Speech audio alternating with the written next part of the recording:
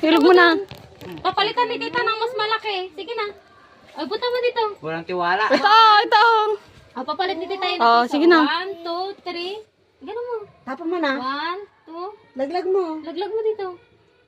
Ikaw i-check ko dyan. Suma. Pag-iisipan niya pa kung kwan. Lagay mo dito. Suni. Ayan. Ayan na yung piso mo. Hindi naman malalim. Ang Ayun gandun na. lang. Ulit. 1, 2, 3, go.